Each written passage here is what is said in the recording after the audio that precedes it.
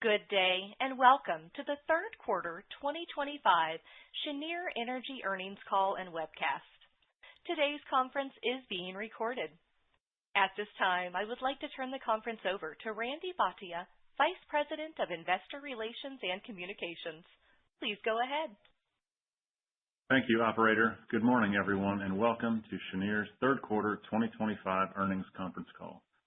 The slide presentation and access to the webcast for today's call are available at cheniere.com. Joining me this morning are Jack Fusco, Cheniere's President and CEO, Anatol Feygin, Executive Vice President and Chief Commercial Officer, and Zach Davis, Executive Vice President and CFO.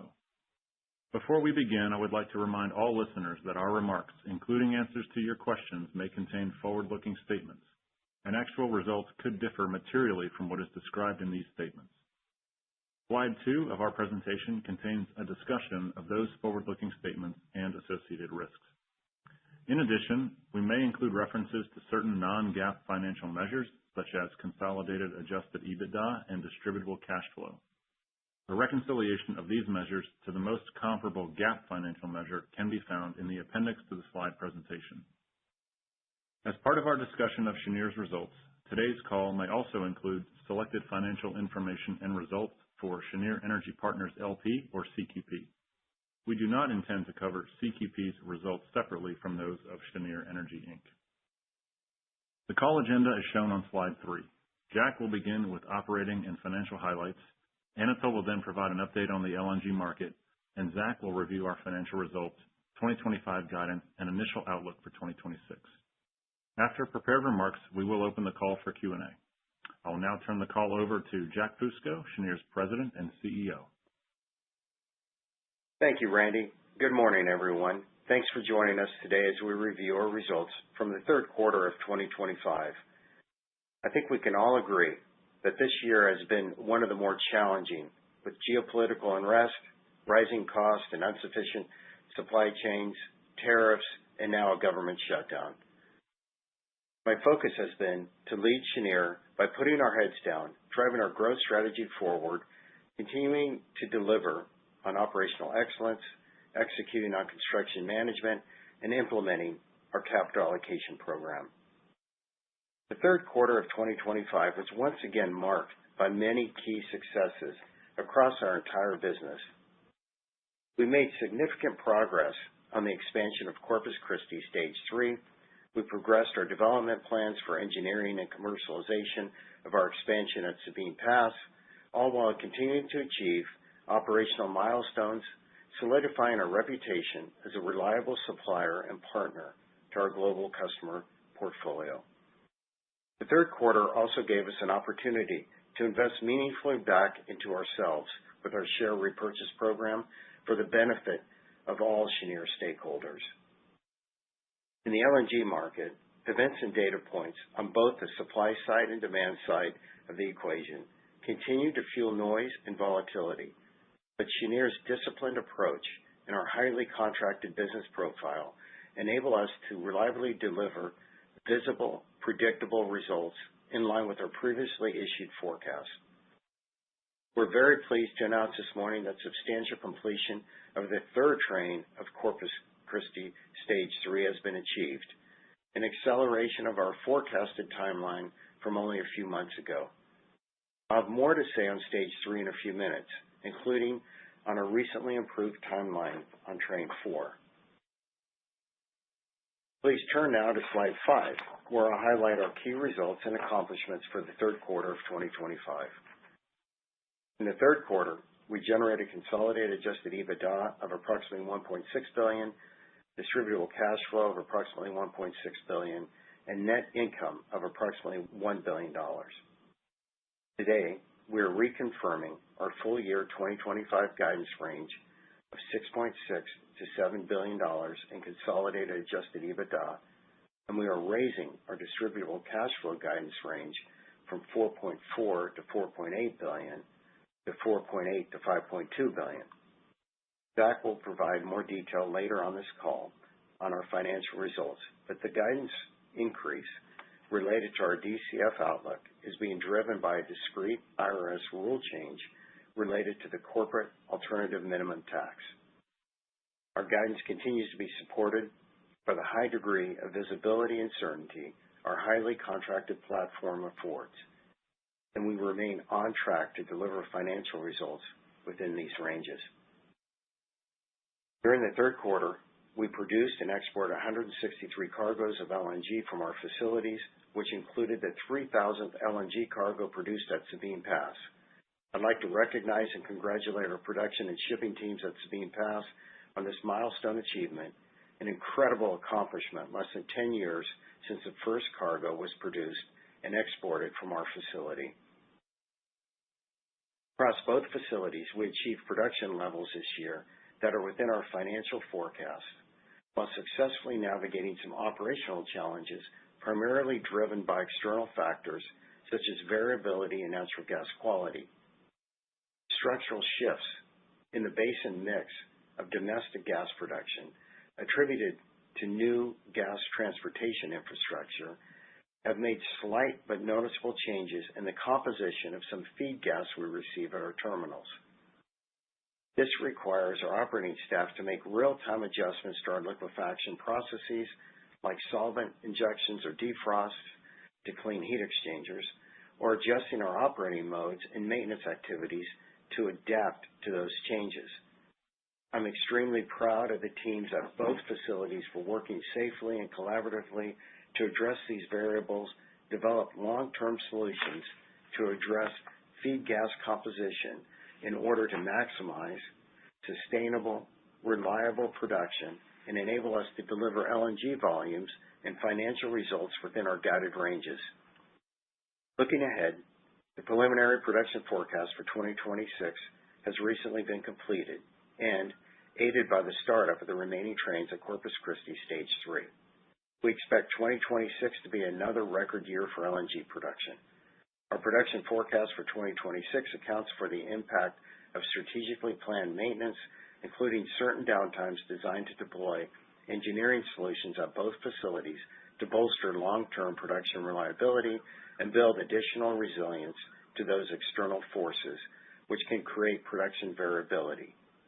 With that said, with 3 mid-scale trains now commercially operable, and together with the remaining 4 Stage 3 trains and no prolonged major maintenance planned, we're looking forward to 2026 being our first year of producing over 50 million tons. During the third quarter, we continue to make excellent progress on our comprehensive capital allocation plan, deploying approximately $1.8 billion across the pillars of our program. We funded approximately $600 million in growth CapEx, primarily across Corpus Christi Stage 3 and mid-scale trains 8 and 9. We paid approximately $110 million in dividends, and we repaid approximately $50 million in long-term debt. The balance of the capital deployed was under a share repurchase plan, which was able to take further advantage of the value present in the shares during the quarter and bought back approximately 4.4 million shares for just over $1 billion, the second highest quarterly amount we have deployed repurchasing shares to date. Please turn to slide 6, where I'll update you on the progress of Corpus Christi Stage 3. I'm very proud of the progress we have made and continue to make executing on all phases of this project, as total project completion on Stage 3 reached over 90% last month. Execution remains on accelerated schedule, and as I mentioned earlier, we reached substantial completion on Train 3 ahead of our previous forecast. Together with Bechtel, we are achieving construction and commissioning milestones with the benefit of lessons learned on the first trains of the project. In fact, we reached a single-day LNG production record last week of approximately 7.5 TBTU of LNG with Train 3 now operating. Similar to the commissioning timeline improvement we saw on Train 2, Train 3 went from first LNG to substantial completion in just 38 days. This is in contrast to the 77 days on the first train and evidence of the acceleration resulting from experience and knowledge transfer across trains and, of course, our long-term partnership with Bechtel. Train 4 is benefiting as well, and those that follow us closely have surely seen the regulatory approvals we've been receiving relating to the startup of that train. On our previous call, my expectation was that we would have Train 4 in commissioning by the end of the year.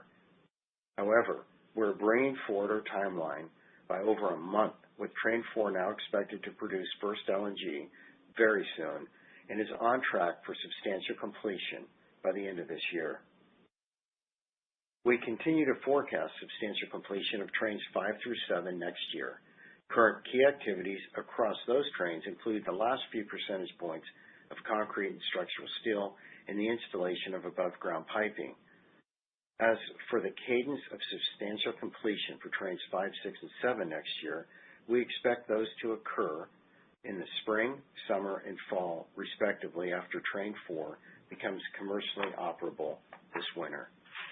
On the mid-scale Trains 8 and 9, a debottlenecking project, full notice to proceed was issued to Bechtel in June, and it has hit the ground running, quite literally, as the first ground pile was installed during the quarter. The bulk of the activity thus far has been on engineering and procurement, as well as mobilization and site preparation. We're extremely excited about this project economics and timeline benefiting from all the work that's been done on Stage 3, and I look forward to updating you all on the safe execution and achievement of the milestones as we move into construction. In the highly competitive market that we are in, continued demonstration of construction execution and timely delivery on customer commitments is a meaningful differentiator and significant competitive advantage, especially as we seek to further expand our footprint with more accretive brownfield growth at both sites that never compromises on our contracted return targets for investments. I'm extremely proud of these elements that have come to exemplify the Cheniere standard, which we are all committed to upholding across all aspects of our business for the benefit of all Cheniere shareholders. With that, I'll now hand it over to Anatol to discuss the LNG market. Thank you all again for your continued support of Cheniere. Thanks, Jack, and good morning, everyone. Please turn to slide 8. Global LNG demand in the third quarter of 25 was once again underpinned by European imports amid continued softness in Asia, resulting in price differentials that incentivized the flow of U.S. cargoes to Europe throughout the quarter. Unlike earlier in the year when geopolitical events drove volatility in global gas prices, both the JKM and TTF benchmarks remained largely range-bound during the third quarter as compared to both the second quarter of 25 and the third quarter of 24.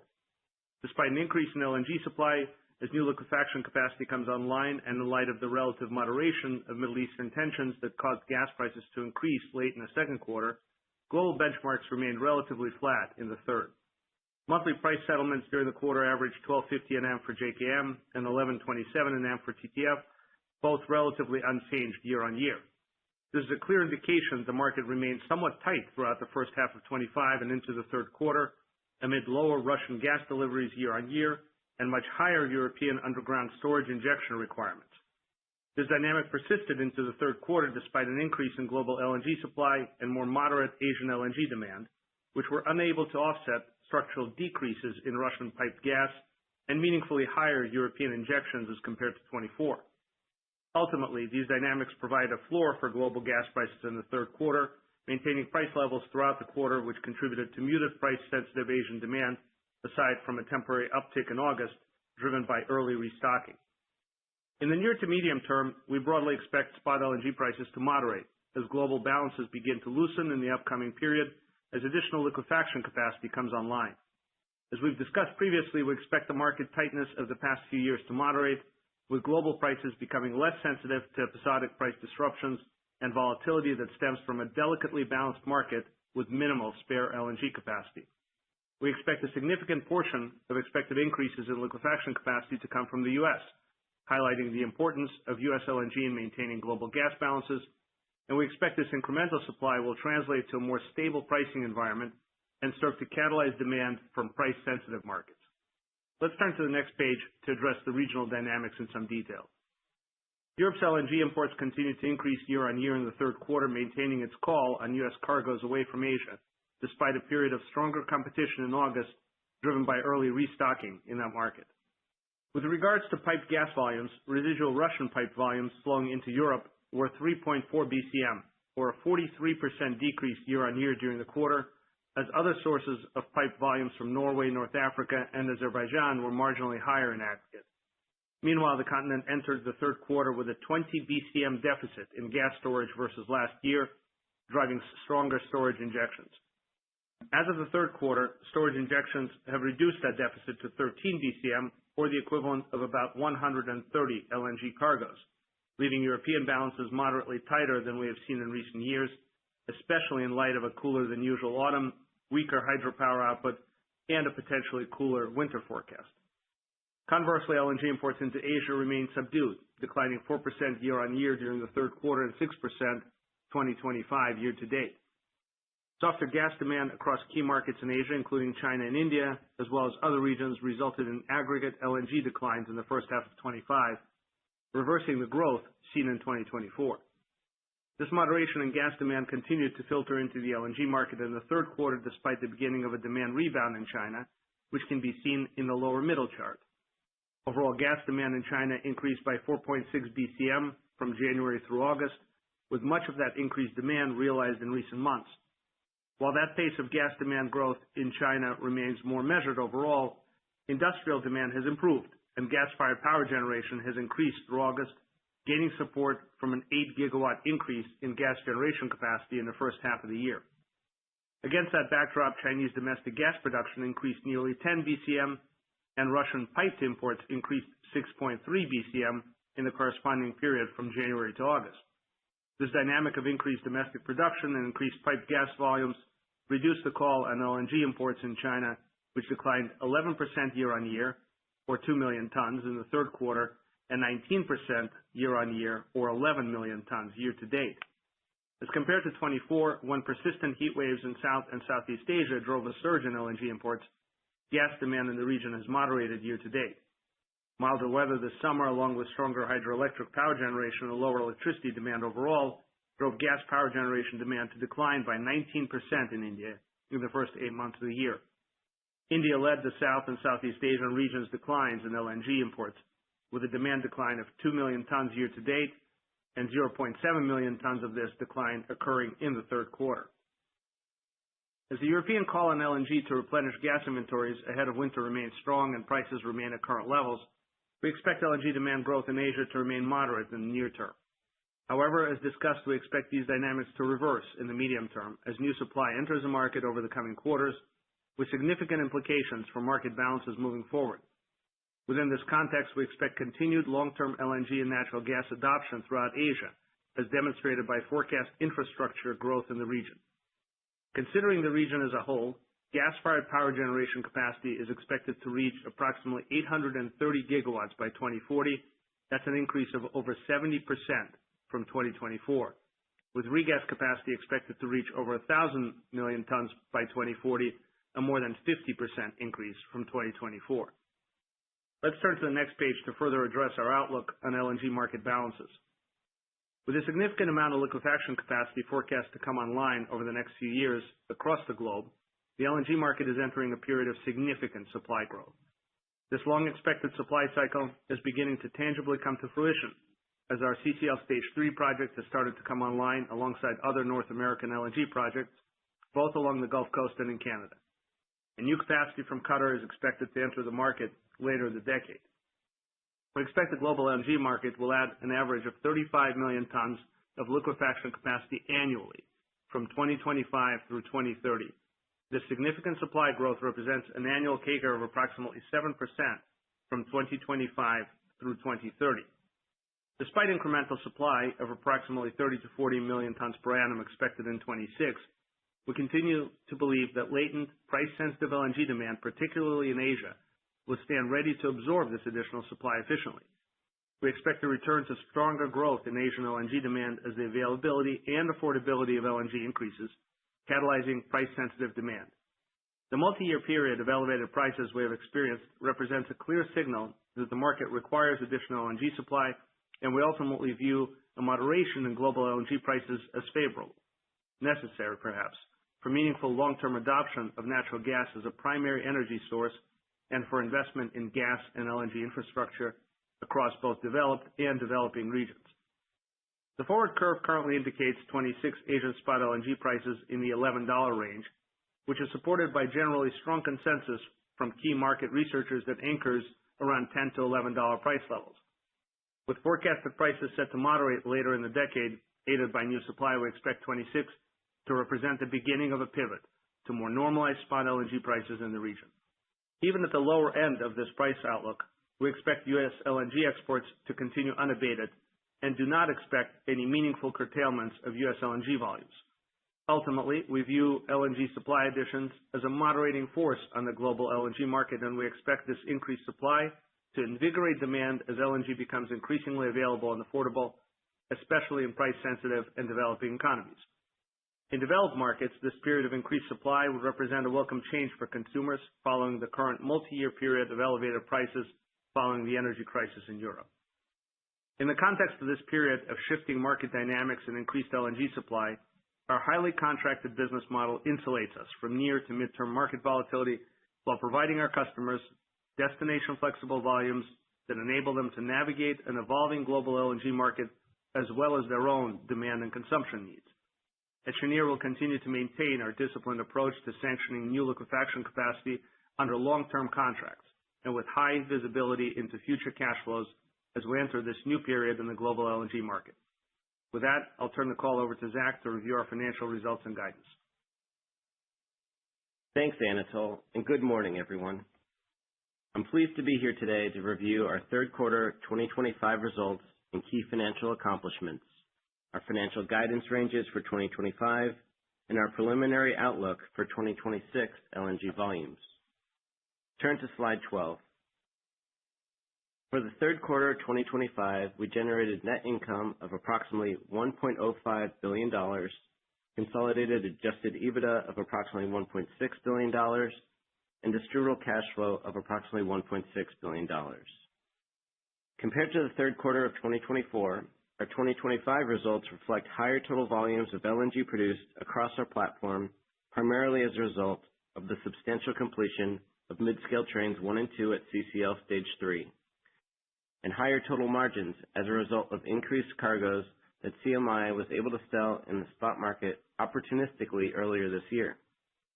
As Jack mentioned, we navigated some operational volatility this quarter, primarily related to feed gas composition variability across both facilities. However, these impacts were partially offset by the ongoing acceleration in the commissioning and startup of the CCL Stage 3 project. Looking forward, we expect to continue deploying solutions to build resiliency against production variability and bolster our operation reliability year over year, as well as bringing the remainder of the Stage 3 trains online safely and ahead of schedule. We have generated approximately $4.9 billion of consolidated adjusted EBITDA and approximately $3.8 billion of distributable cash flow in the first 9 months of 2025, supporting our confidence in our guidance ranges for the full year, which I'll address on the next slide.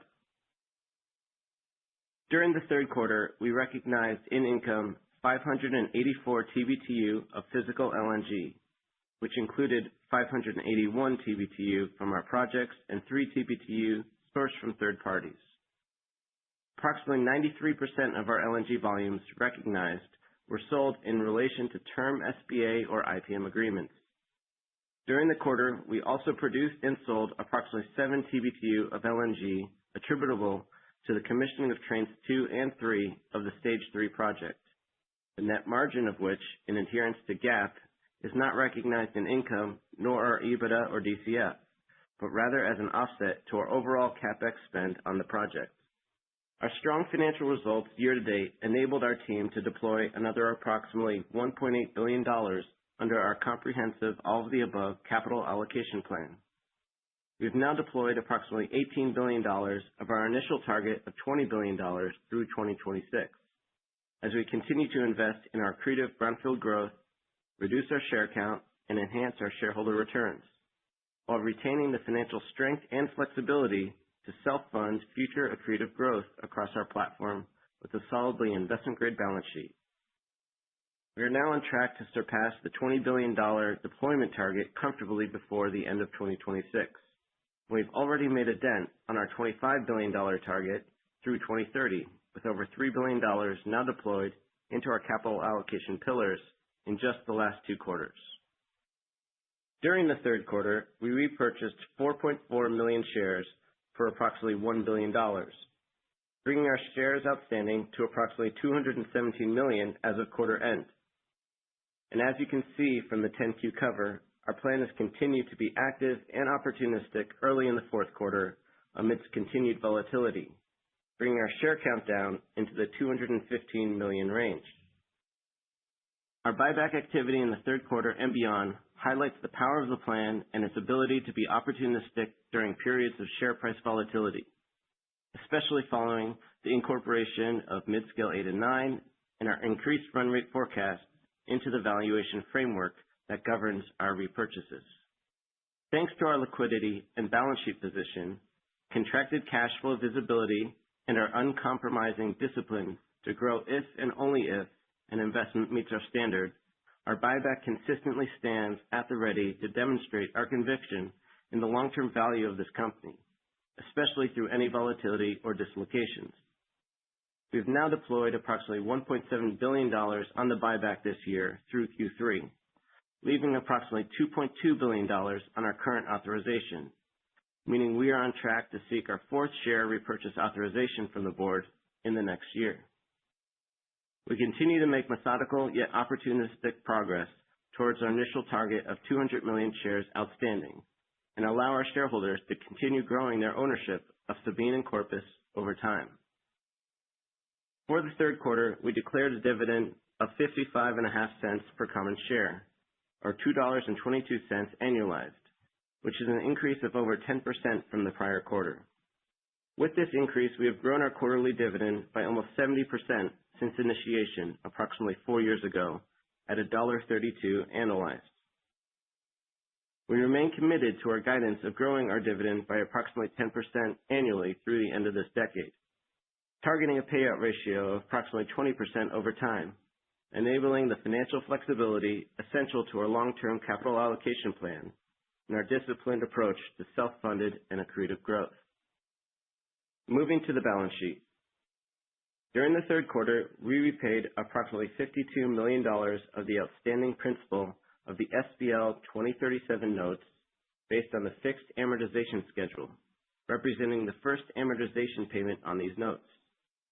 In July, we repaid $1 billion of senior secured notes due 2026 at SPL with the net proceeds from the issuance of $1 billion of unsecured notes due 2035 at CQP, along with cash on hand. We expect to repay the remaining $500 million of principal on the 2026 notes with cash on hand over the next few quarters, reducing our interest expense while further desubordinating our balance sheet and strengthening our investment-grade ratings. This all positions the CQP complex to efficiently finance the first phase of the SPL expansion project and maintain its robust distribution policy through construction. During the third quarter, we refunded over $300 million of CapEx on Stage 3, bringing total spend to approximately $5.5 billion unlevered. We also deployed approximately $200 million in the third quarter towards the mid-scale trains 8 and 9 and debottlenecking project. We maintain substantial liquidity with approximately $1.4 billion in consolidated cash and billions of dollars of undrawn revolver and term loan liquidity throughout the Cheniere complex. We are well positioned to fund our disciplined growth objectives while retaining the significant financial flexibility fundamental to our capital allocation framework. Turn now to slide 13, where I will discuss our 2025 guidance and initial volume forecast for 2026. Today, we are reconfirming our 2025 guidance ranges of $6.6 billion to $7 billion of consolidated adjusted EBITDA and $3.25 to $3.35 per common unit of distributions from CQP. We are raising our full year 2025 DCF guidance range from $4.4 billion to $4.8 billion to $4.8 billion to $5.2 billion. The $400 million increase to our DCF guidance range is primarily attributable to an improved cash tax outlook in 2025 due to the IRS revising rules in September related to the corporate alternative minimum tax. The rule change entitles us to a refund of previously paid KMT. This is in addition to $200 million DCF benefit in 2025, guided to on the August call from the previous implementation of 100% bonus depreciation going forward starting this year. As always, precisely where we land within the full year guidance ranges will be influenced by the timing of certain cargoes around year-end, the ramp-up of Train 3, and the timing of Train 4 of Stage 3, as well as contributions from optimization activities during the balance of the year. With the lessons learned from the substantial completion of Trains 1 through 3 and progress Jack highlighted in navigating production variables, we are confident we can deliver financial results within our reconfirmed EBITDA and upwardly revised DCF ranges. Looking ahead to 2026, we have completed the initial production forecasts for both Sabine Pass and Corpus Christi, and we expect to produce approximately 51 to 53 million tons of LNG in total across our two sites next year, up approximately 5 million tons year over year, inclusive of forecast Stage 3 volumes from Trains 4 through 7 and planned maintenance across both sites next year. While we expect the substantial completion of Trains 5 through 7 to occur across 2026, variability in this forecast is driven by the specific commissioning, ramp-up, and substantial completion timing, as well as some general allowance for production variability year to year. Planned maintenance downtime to continue to bolster our resiliency long-term across our platform in 2026 is of smaller scale compared to the major turnarounds we executed this year, supporting 2026 to be a record production year again for us. And as always, year-end timing can drive some degree of variability in our full year results. Of the 51 to 53 million tons of production, we forecast approximately 50 to 52 million tons of volume after commissioning and in-transit timing year to year, supporting 2026 EBITDA. After accounting for approximately 47 million tons of long-term contracts in place, up from approximately 43 million tons in 2025, we expect to have approximately 3 to 5 million tons of spot volume available for CMI to sell into the market, or 150 to 250 TBtu. Our team has been opportunistically selling and or hedging these open volumes, and we currently forecast approximately 1.5 to 3.5 million tons, or approximately 75 to 175 TBtu of unsold open capacity in 2026.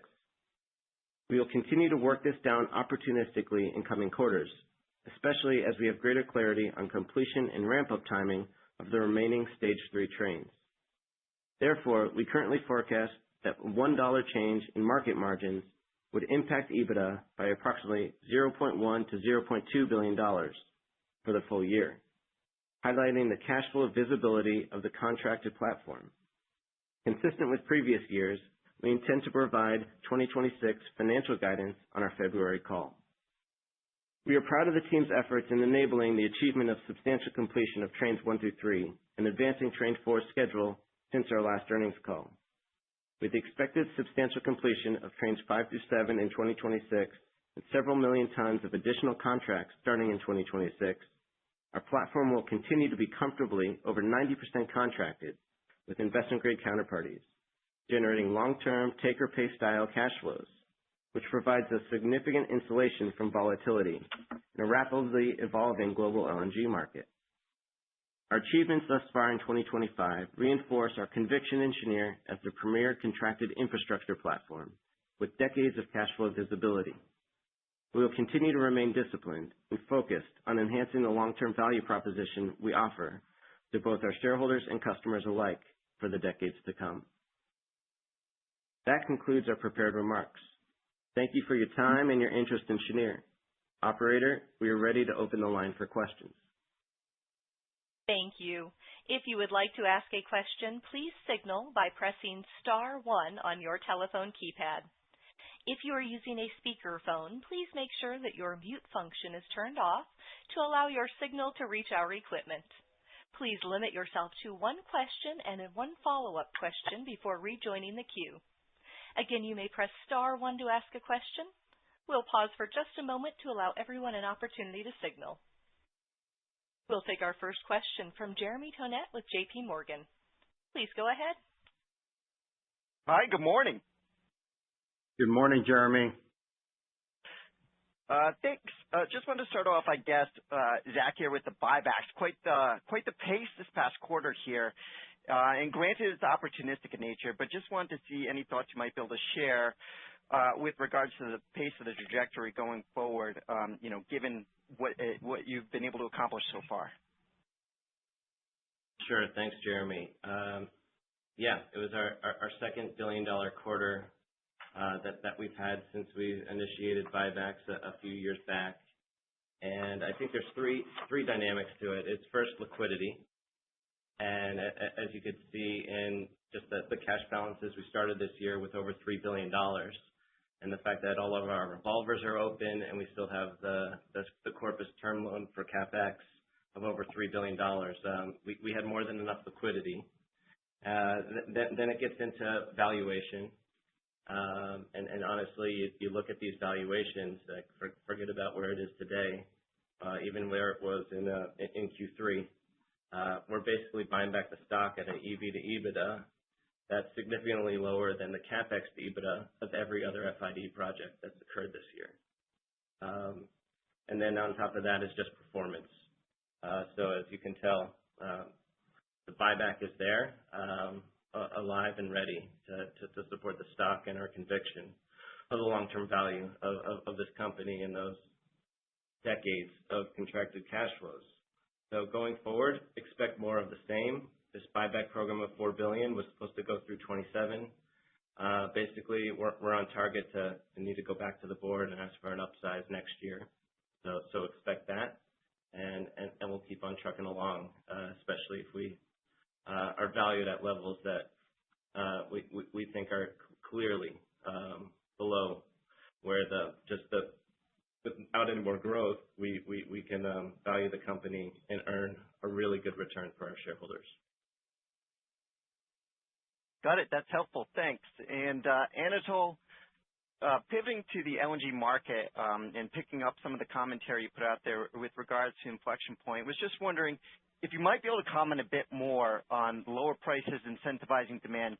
What type of demand within Asia could you see there? How deep are those pockets? And the pricing range provided on slide 10 on the right is a pretty wide range. Any thoughts, I guess, on how things could shape up versus the active forward curve versus some of the consultants?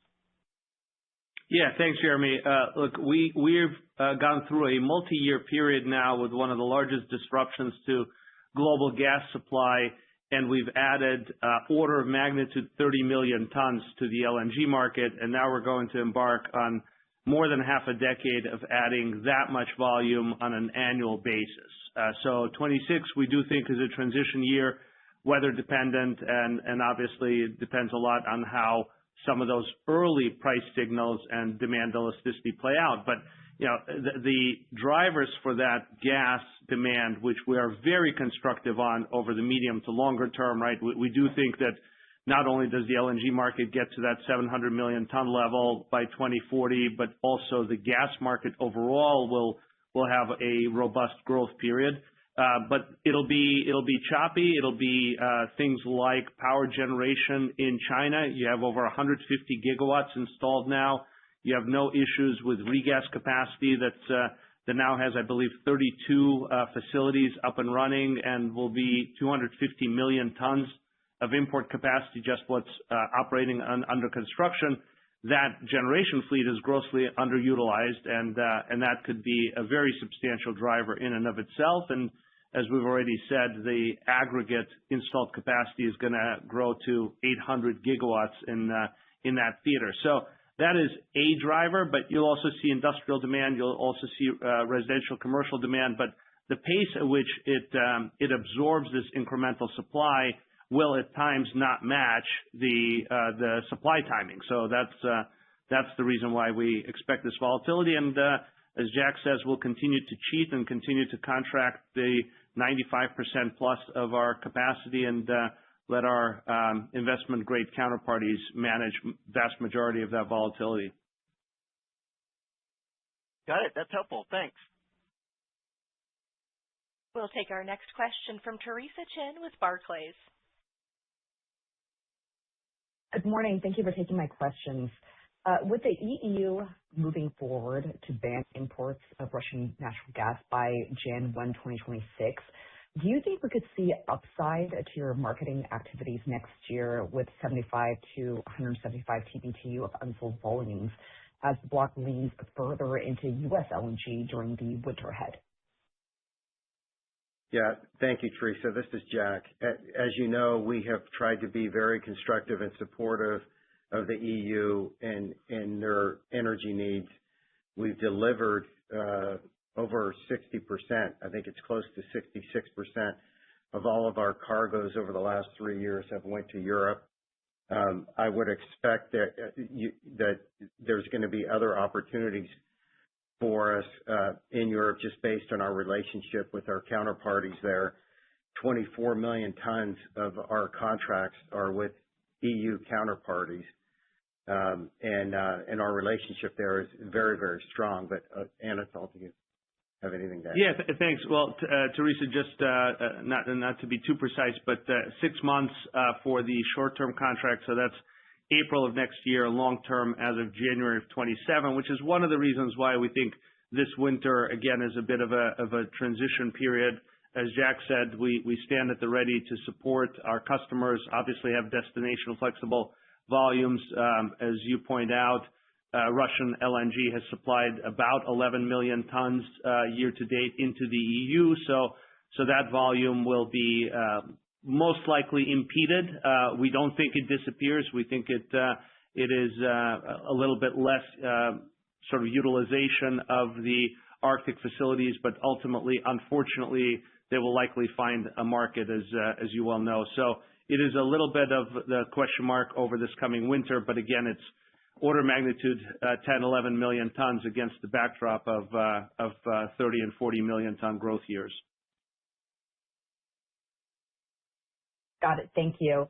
And with the previous comments from Anatol about medium to long-term demand elasticity in mind and tying it into your views on project commercialization, given the onslaught of competing liquefaction project FIDs we've seen so far this year, how is Cheniere thinking about your own incremental capacity expansions from here beyond what has already been sanctioned? Yeah, Teresa, thank you. And, we're going to stick with our Cheniere standards. So we're going to make sure that if we're going to invest additional capital into growth, that it meets all of our financial hurdles. Those hurdles are very robust.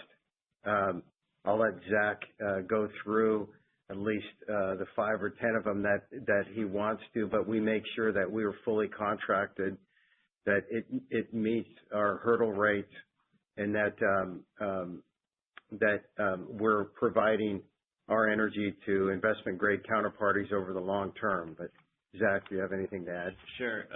I'll just say, we're going to stay to our lane and stick to brownfield LNG development and construction and operations, and remain as disciplined as possible in a pretty undisciplined environment right now. So the plan, as we've said many times, is we're going to permit the heck out of the sites. We're permitting 20+ million tons at both Sabine and Corpus as we speak. That doesn't mean that's the intention of what we'll FID in the near term. What we have line of sight to FID in the near term is first a Sabine first phase expansion. That would be a train and some incremental debottlenecking equipment. And that project alone wouldn't need an incremental berth, tank, or pipeline. And that should be as economic as possible. And with that said, we have a good amount of contracts already on the books, signed with CMI that could be assigned to either project, that basically cover us off for contracting for a first phase project at Sabine. And then it's ditto for the fourth large-scale train at Corpus. That's slightly behind in terms of the permitting schedule, as we just FID'd mid-scale 8 and 9. So we'll stick to the standard, basically unlevered 10% returns, and not at these $5 margins that we see on the curve today and into next year, but comfortably under $3. We're going to stick to the 6 to 7 times CapEx to EBITDA at the same type of margin level. we're going to be 90% contracted to really lock that in, and then be in a position where we can fund it 50-50 and be credit accretive. That's how we've done every project to date and have no intention of slowing that down. Thank you very much. We'll move to our next question from John Mackay with Goldman Sachs. Hey guys, thank you for the time. I wanted to start on some of the comments on the feed gas this quarter. Jack, I appreciate your walkthrough on everything the team's done to kind of fix that. I guess if you can just talk us through what that looks like going forward. Are there investments you guys can make at the plants or investments upstream? Is it something more just process and it takes some time? Maybe just walk us through that one more time if you don't mind. Yeah, John, thank you. So first off, there's a lot of variability, right? Our biggest variability has always been weather. So we first had fog and a lot of fog at Sabine Pass. We built the third berth and we managed fog. Then it was hot and humid, and we've upgraded fans and we've added windshields. So the team constantly surprises me and is able to make small capital investments to get through some of these variabilities. Lately, it's been the variability in the feed gas composition, mostly from the Permian. So as some of the larger pipes have come across and have tied in Permian gas into Louisiana, for lack of a better word, we've seen an increase in nitrogen. And yes, there are things we can do to help minimize the nitrogen, but nitrogen is an inert gas and it takes up space. And there's different ways to combat that. So at Sabine, we've seen the increase in nitrogen. We've changed processes to run it in what we call wet mode, which chills it and pushes it through our system a little more forgiving, is what I'll say. And then secondly, minute quantities of substances in the gas stream, when you're focusing billions and billions of cubic feet to one specific area, so 5 billion cubic feet a day to Sabine Pass, or 3 billion cubic feet over to Corpus Christi, minute quantities end up being very, very big. So we've seen some heavies, those are C12s or C12 pluses, that are starting to freeze in our system before the liquefaction of the LNG. And that's where we've started to use different solvents to clean the heat exchangers. We've been defrosting a little bit more, but the team continues to figure out ways around it. And we have a long-term plan that we're going to implement next year to help us be much more resilient to small shifts in composition within the gas stream.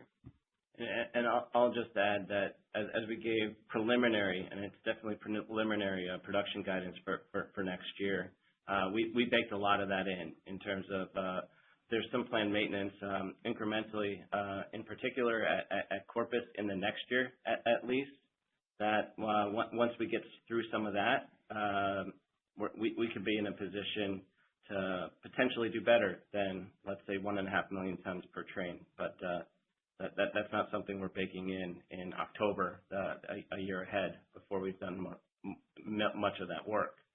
So some of those things are baked into this initial forecast, and clearly we'll give financial guidance to the street on the February call and have a better picture of where production's coming out. That's clear. I appreciate that color. Just quick one for me, Zach, following up on your comments a couple minutes ago. Can you just remind us at this point kind of gating items for Sabine Train 7 specifically, and understanding there's a few more moving pieces, but like loosely speaking, what's your bogey for potential FID timing? Sure. So we're deep in that FERC process and don't expect to receive that permit till later next year.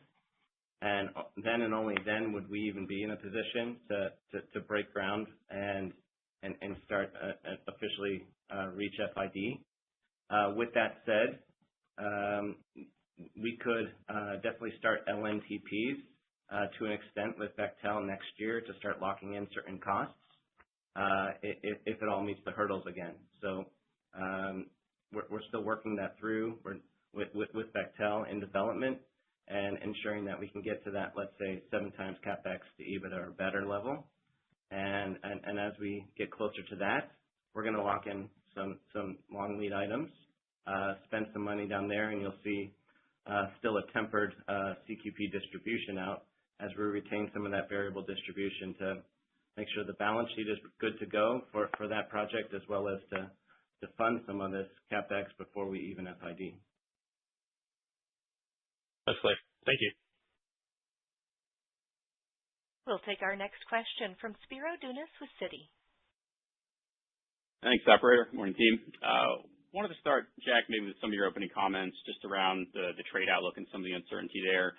Would love just to get your updated thoughts around trade relations, maybe how that's impacted your SPA and commercialization efforts. We know the president's in Asia this week, so just curious if you're optimistic that maybe we could see some more announcements come through on the LNG side. No, Spiro, thank you. And I am. I mean, it is nice to have a president that's so enthusiastic about our product and what our product can do for the world. So at times we need to manage that a little bit, but it's good to have somebody that's out in the forefront. I do expect to see more opportunities for us in Asia. Asia is, as you know, is where we see a majority of the growth happening in this next decade or two, and I see some opportunities there, which is why I have a trip to Asia tomorrow. But thank you, Spiro. Yeah, no, you bet. Appreciate the color there, Jack. Second one, maybe for you, Zach, on 2026 volumes. So first blush, they did look a little conservative to us, but it sounds like you're baking in some of that feed gas issue, so that could be it. But also just wanted to get your sense for what you've assumed around the cadence for trains 5 through 7 reaching substantial completion next year. Just especially you seem to have cut that time in half between first LNG and substantial completion. And dare I say it, is there even a chance that we could see train 8 sneak into 2026? Do not put train 8 into 2026. I'll put that out there. We're only, I think, 20-something% complete with none of the construction as of this call. So the team's pretty incredible, but I'd rather them do it safely and get it right. So we are optimistic on trains 5 through 7 to come online next year. And again, as we talk about the guidance range, we assumed a train 5 in the spring, a train 6 in the summer, and a train 7 in the fall. We'll be more precise as we get closer to those dates, as we're right now very focused on the fact that train 4 is getting closer to first LNG, and we'll see if that's end of year this year, substantial completion, or early next. So again, we're optimistic if there's any acceleration on those trains that could help the production forecast as well. In addition to that, as you'll start to see, even from train 1 to train 2 to train 3, the time between first LNG and substantial completion keeps on shortening. That would also produce more P&L volumes supporting EBITDA next year as we continue to take advantage of the lessons learned train to train to train. So more to come with that in February, but we'll leave it on the seasonal pattern for now for the next 4 trains to come online. Great. I'll leave it there. Thank you, gentlemen. We'll take our next question from Brandon Bingham with Scotiabank. Hey, good morning. Thanks for taking the questions here. We'd just love to hear your thoughts. It's become more commonplace over the past couple of years to have market participants enter the LNG space from non-LNG arenas. Could you just discuss some of the impacts or even just the dynamics in contracting from having these non-LNG operators enter the market? Well, I'll take a stab at it, I guess, this is Anatol. This market a decade ago when we started, if you wanted to buy a U.S. Gulf cargo, you could only call one counterparty, and that was Cheniere. Now, as this market surpasses 100 million tons on its way to 250 million tons, you have a very different landscape, of course, and we've spoken about the kind of lack of discipline from our perspective. It seems like projects are getting over the FID finish line with a very broad array of counterparties, and at times actually no counterparties at all. So it'll be a very interesting and challenging dynamic as we go through the period of late this decade and first half of next. And again, that's why we're going to be sticking to that 95% plus contracted portfolio into the hands of credible, experienced counterparties as well as our own. So expect things to be very challenging for a number of participants, and as we sometimes call them, LNG tourists being among them. That's very helpful. Thank you. And then maybe just a quick follow-up to one of Spiro's questions here on the 2026 outlook, maybe asking it a different way. Is that range that you gave on total volumes, does that include, is the high end potentially in baking in an acceleration of trains 5 through 7, or would an acceleration of trains 5 through 7, similar to a train 4 timeline sort of a setup, push you above the range? Time will tell, but put it this way. Just on trains 4 through 7 coming online, if they were each 1 month early or 1 month late, that's like 500,000 tons alone. So that alone is a 1 million ton swing. And then if you just think about year-to-year operational reliability, variability, and ambient temperatures, that's easy 1 million tons at this point, because just to remind folks, we're now an over 50 million ton operating company. So yeah, there's a little bit in there, but if there's even more acceleration than that, or it's a bit colder, or their operational reliability is higher year over year, we could be at the high end or something else. So we'll see, but that's not really our style. We'll stick to 51 to 53 for now. Appreciate it. Thank you. We'll take our next question from Jean Ann Salisbury with Bank of America. Hi, good morning. Will the debottlenecking for CCL3 occur kind of gradually from now till 2028, or would you expect most of it to occur concurrently when trains 8 and 9 start up? Hi, Jean.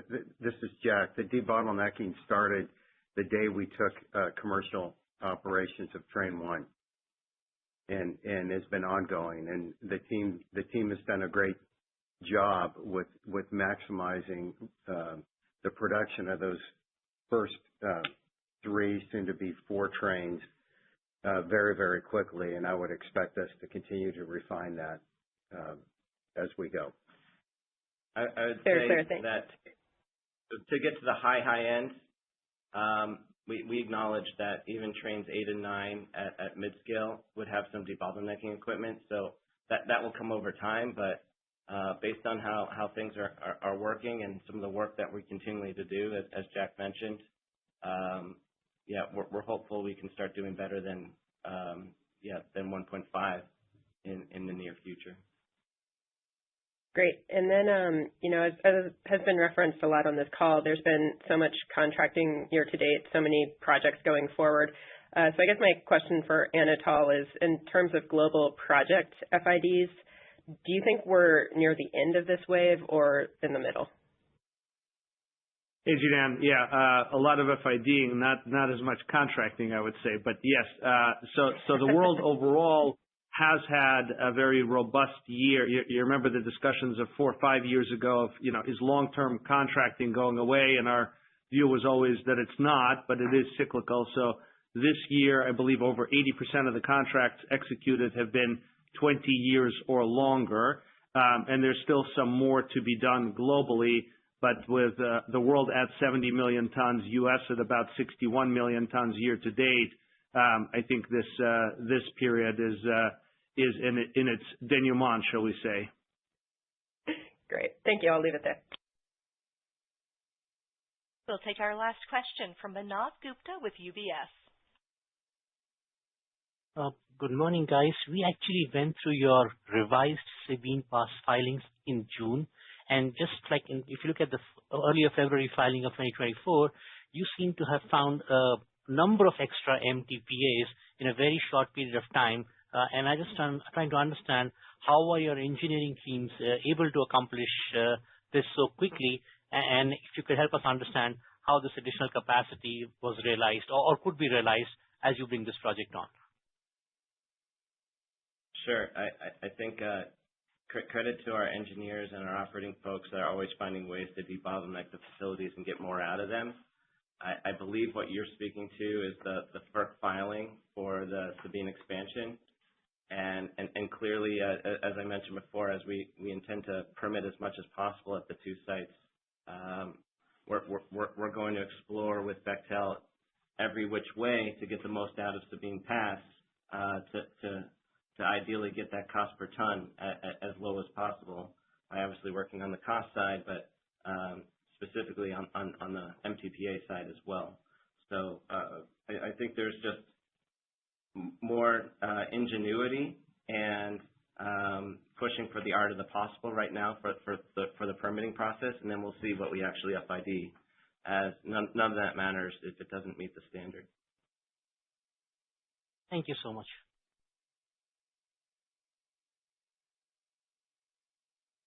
This concludes our question and answer session. I'd like to turn the conference back over for closing remarks. This is Jack. I just want to say thank you for all of your support and for your questions and always keeping us on our toes.